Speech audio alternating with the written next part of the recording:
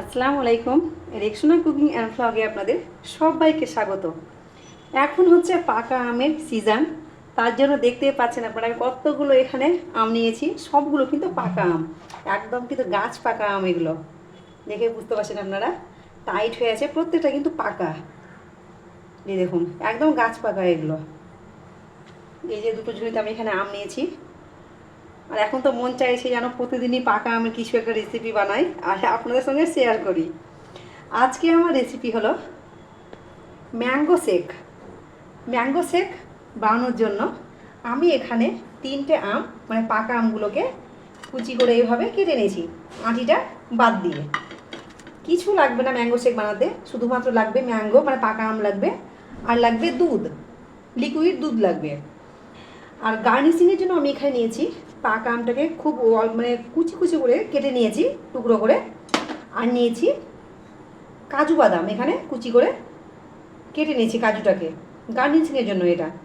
তাহলে চলুন শুরু করা যাক আজকের ম্যাঙ্গো শেক রেসিপি।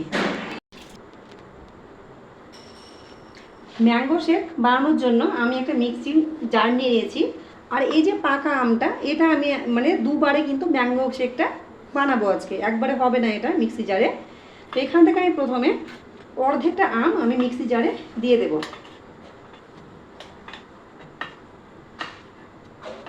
অর্ধেকটা দিয়ে দিয়েছি। এইবার দিয়ে দেব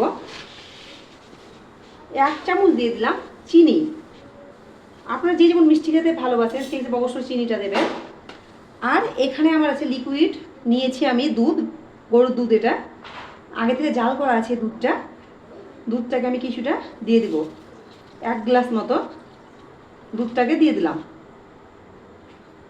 এইবার এটাকে ভালোভাবে একদম মিক্সি জারে ঘুরিয়ে নেব, মানে ব্লেন্ড করে নিব এটাকে। এই দেখুন আমার একবার ব্লেন্ড করা হয়ে গেছে, কতটা স্মুথভাবে হয়েছে। এবার এটাকে আমি একটা বাটির মধ্যে ঢেলে নিলাম, আর একবার একই রকমভাবে আমি করে নেব।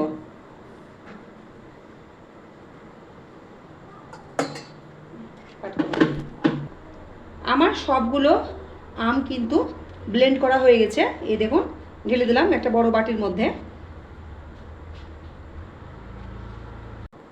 এবার আমি গ্লাস নিয়ে নিয়েছি, গ্লাসে করে এই ম্যাঙ্গো শেকটাকে চামচ দিয়ে তুলে নিলাম।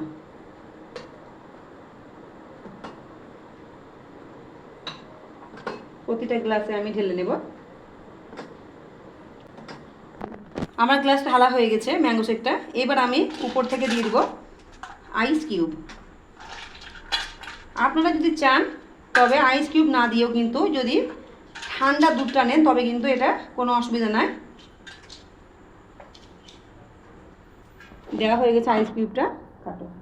তারপর গার্নিশিংয়ের জন্য যে আম কুচিটা নিয়েছিলাম এগুলোকে আমি একটু একটু করে গ্লাসগুলোতে দিয়ে দেব।